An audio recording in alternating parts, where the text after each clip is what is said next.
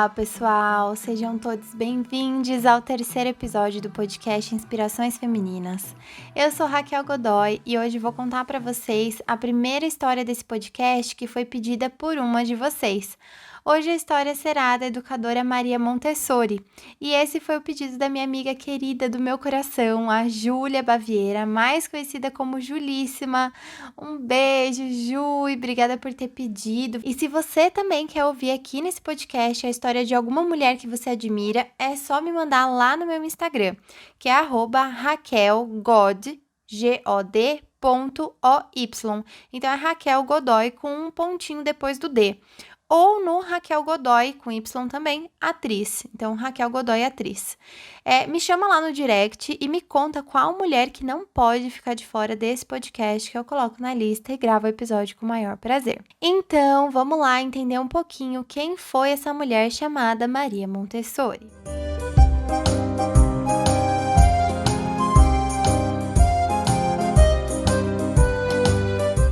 Eu confesso que eu nunca tinha ouvido falar dela até a Ju comentar comigo. Mas agora, depois de finalizar a pesquisa, eu tô fascinada com o trabalho dessa mulher e já tô aqui pensando em formas de aplicar tudo que eu aprendi do método Montessori com os meus futuros filhos. Então, aqui fica uma dica para você. Se você não é da área de educação, mas tem filhos ou pretende ter futuramente, esse podcast pode te ajudar na educação deles. Maria Tecla Artemisia Montessori, mais conhecida somente como Maria Montessori, foi uma italiana nascida na cidade de Chiaravalle no ano de 1870 e faleceu aos 81 anos no ano de 1952 em uma cidade da Holanda, que eu nem me atrevo a tentar pronunciar o nome porque é muito difícil, tem muita consoante. Sua maior contribuição para a humanidade foi um método educacional que ela mesma desenvolveu e que é utilizado até hoje nas escolas das redes públicas e privadas e também por pais e tutores de crianças em todo o mundo. E eu já vou contar para vocês sobre esse método um pouquinho mais para frente, mas antes quero contextualizar vocês de quem era a pessoa por trás da profissional que ela se tornou. Desde pequena, ela sempre demonstrou muito interesse pela área da biologia e, contrariando seus pais, ela decidiu que queria ser médica. E ela, uma mulher muito decidida e à frente do seu tempo, persistiu no seu objetivo e, de fato, se formou em medicina, com especialização em doenças mentais e nervosas, sendo, portanto, em 1896, a primeira mulher a conquistar esse diploma na Itália. A primeira mulher médica da Itália foi Maria Montessori. Como vocês podem imaginar, a humanidade naquela época não estava preparada para ter uma mulher exercendo a medicina. Era inadmissível, sob a perspectiva machista da época, que uma mulher examinasse o corpo de um homem, e por isso, depois de formada, ela não conseguia se inserir no mercado e exercer sua profissão. Devido a essa dificuldade, só restou uma opção: ir trabalhar na clínica da universidade em que ela se formou, a Universidade de Roma. Lá ela começou seu trabalho com crianças portadoras de necessidades especiais, fato que acabou sendo decisivo e de extrema importância para o desenvolvimento do método Montessori de ensino.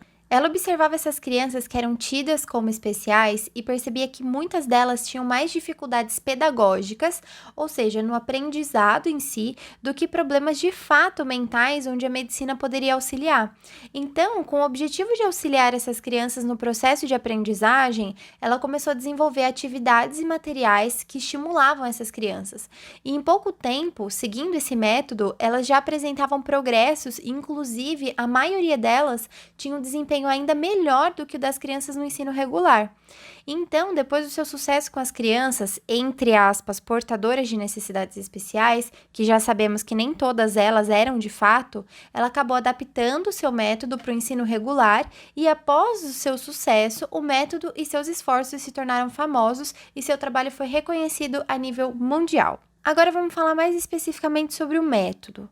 O método Montessori é centrado na criança, ou seja, a criança é a protagonista e a agente do seu aprendizado, e não o adulto. Então, o professor ou o pai, se torna apenas um auxiliador nesse processo que ela mesma vai construir, interferindo apenas de maneira muito sutil, criando as possibilidades para que a criança consiga por ela mesma, de forma livre, aprender e se desenvolver.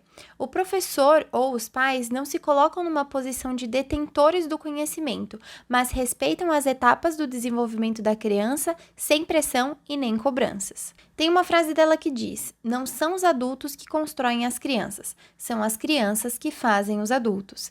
Isso quer dizer que todos nós já nascemos capazes de aprender e nos desenvolver. E se a criança cresce com liberdade para exercer e expandir suas capacidades de forma mais autônoma, ela se torna um adulto melhor, mais consciente, inteligente e habilidoso. Agora você deve estar pensando: tá bom, Kel, já entendi qual é a proposta. Ela quer que a criança tenha mais liberdade e aprenda sozinha. Mas como fazer isso? Como dar liberdade para os meus alunos e filhos? Então, eu vou exemplificar para vocês algumas táticas que ela mesma descreveu em seu método. A sala de aula, por exemplo, não é para ser uma fila de carteiras onde todos estão sentados olhando para o professor e escutando o que ele diz de forma passiva.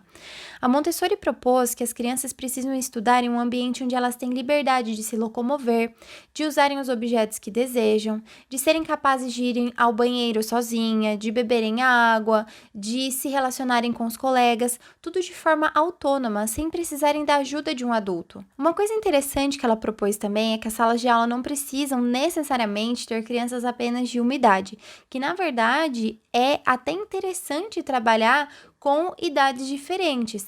Assim, as crianças mais velhas auxiliam as mais novas e as mais novas se espelham nas mais velhas e elas aprendem com essa troca, com essas experiências da convivência. Então, nem tudo precisa vir do professor. Aliás, no método Montessori, não é o professor que produz o conhecimento, mas é a criança que vai descobrindo o conhecimento por ela mesma e nessa interação com as outras crianças. A sala, ela pode ser dividida em grupos em alguns momentos e em outros pode se trabalhar também de forma individual. Tanto em um caso como outro, o respeito e a concentração é muito valorizado. A criança nunca deve ser interrompida por um adulto na execução de uma tarefa que ela pode fazer sozinha. Então, deve-se ter em mente a todo momento que a criança é um ser capaz. Ela é capaz de tomar decisões, de se relacionar, de resolver conflitos e problemas, de pensar.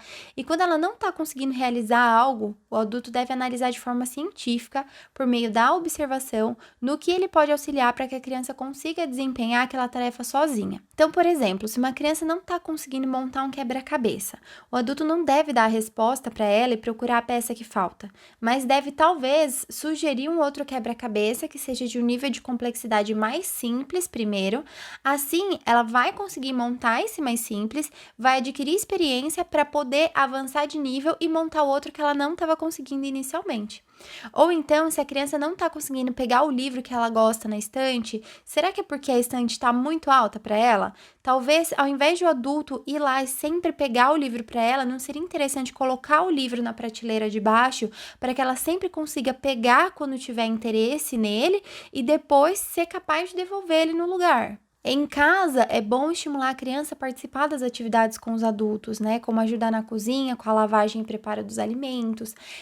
Ela pode também auxiliar na limpeza, na arrumação da casa, na arrumação dos brinquedos. Então, sempre respeitando as limitações daquela criança, né? E oferecendo ferramentas para que a criança consiga evoluir. Ou seja, o adulto entra sempre como um mediador, um auxiliador no processo que é próprio da criança. E cada criança deve ser analisada como um indivíduo único, que tem seu próprio ritmo de aprendizagem e não deve ser pressionada nem acelerada. E, em contrapartida, ela também não deve ser nem elogiada ou recompensada com algum tipo de prêmio sempre que conseguir concluir uma tarefa. Interessante isso, né? Porque, segundo a Montessori, o prêmio é o próprio conhecimento. Então, não faz o menor sentido premiar com presentes ou com elogios, pois cada um tem o seu próprio tempo de aprendizado. E o prêmio dado pelos pais ou professores pode, além de gerar uma competitividade entre os filhos e alunos e fazer com que as crianças façam tudo mais rápido para poderem receber logo o prêmio ou estarem sempre se comparando uns com os outros, pode gerar também frustrações ao longo da vida. Porque a pessoa fica condicionada a sempre ter a aprovação do outro, querer que o outro anote, que a premie de alguma forma, e quando isso não acontece, a frustração vem. Ou seja, se adotarmos o método Montessori e a motivação não estiver no prêmio, e sim no desafio, no aprendizado, na superação dos nossos próprios limites, a gente cria uma sociedade muito mais motivada, porque a motivação passa a ser de dentro para fora e não de fora para dentro. Ela acreditava que o aluno aprende sempre por experiência e não memorizando informações. Então, ela utilizava materiais sensoriais que permitia, por exemplo, que os alunos tocassem as letras do alfabeto, que tocassem os números, assim eles fixavam melhor a informação. Uma das premissas da sua metodologia é o respeito. O adulto deve respeitar a criança e vice-versa. Nunca adotar a postura de que é o adulto que manda na criança, mas desenvolver uma relação respeitosa, onde sempre que for repreender a criança, fazer de uma forma a explicar do porquê de ela não poder fazer determinada coisa. Então, por exemplo, a criança está querendo mexer na tomada, está querendo subir numa escada alta, tá uma situação perigosa para ela, é sentar e conversar com essa criança, explicar o porquê que aquela situação oferece perigo para ela, né? Então, e outra coisa que ela fala também que é importante falar na mesma altura da criança. Ou seja, o adulto se abaixa para conversar com ela olhando olho no olho e desenvolvendo essa confiança e respeito mútuo. Quando a relação de respeito é estabelecida, o adulto nem precisa mais gritar para manter a ordem da sala de aula ou da casa, porque mesmo falando baixo, a criança vai entender. O método Montessori possui 6 pilares. São eles: 1. A autoeducação, que gera independência. 2. A educação cósmica, que faz a criança ter uma compreensão maior do mundo, da natureza e da ordem que tudo está estabelecido no mundo. 3. A educação como ciência, onde o professor ou pai observa a criança de forma individual, percebendo quais são as dificuldades e propõe atividades ou materiais que a estimulem. 4. O ambiente preparado, que diz respeito a como o material e o ambiente está disposto, de forma que seja atrativo e atenda a todas as necessidades da criança. 5. O adulto preparado, que conhece todas as fases do desenvolvimento. Ele está preparado não só tecnicamente, mas também psicologicamente para lidar com esse desenvolvimento mais autônomo das crianças. A criança se torna cada vez mais independente do adulto e o adulto respeita esse processo. Então tem muito pai que fica, muito pai, muita mãe, né, que fica, ai, meu filho está crescendo, não precisa mais de mim. Gente, mas é esse o processo mesmo. Tem que respeitar as etapas da vida, as etapas do aprendizado. E é bom que seja uma criança ou um adolescente independente, né? 6. A criança equilibrada, que é aquela que vive cada fase do desenvolvimento e está em constante progresso. Ela interage com grupos de diferentes faixas etárias, é capaz de resolver conflitos e problemas, sabe respeitar os outros e conviver em sociedade de uma forma harmoniosa. Além dos pilares do desenvolvimento, a Maria Montessori desenvolveu 4 planos de desenvolvimento baseado nas idades das pessoas.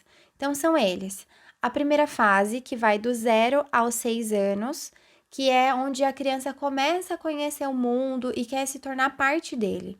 Então, possui o que ela chama de mente absorvente, ou seja, ela absorve tudo aquilo que é mostrado para ela. A segunda fase é das crianças entre 6 e 12 anos, onde a imaginação é muito fértil. Nessa fase começam a surgir alguns questionamentos e questões morais, e o professor ou pai não tem que resolver essas questões e dizer de forma direta, isso aqui é certo, isso aqui é errado. Ele pode contar histórias ou pode fazer questionamentos que permitam com que as crianças reflitam sobre essas questões, cheguem em suas próprias conclusões e formem opiniões. Inclusive, é muito legal a questão do debate, né? De levantar uma questão e deixar as crianças discutirem sobre aquela questão para que elas possam formar as opiniões delas, para que elas possam defender um ponto de vista, para que elas possam chegar em conclusões. Então, elas mesmas acabam se resolvendo e umas ensinando as outras. A terceira fase vai dos 12 aos 18 anos, e o que manda nessa fase é a interação. O indivíduo ele quer entender a sociedade e o convívio com as outras pessoas. O adolescente, se possível, deve exercer algum tipo de trabalho fora da escola, mesmo que seja um trabalho voluntário não remunerado, para desenvolver o senso de responsabilidade e comprometimento. E na última fase, na quarta fase, que vai dos 18 aos 24 anos, o jovem quer compreender o seu caminho e encontrar seu lugar no mundo. E assim eu termino mais um episódio do Inspirações Femininas. Eu espero que vocês tenham gostado da história e do método da Maria Montessori. Agora é meia-noite e 33, estou aqui gravando no escritório.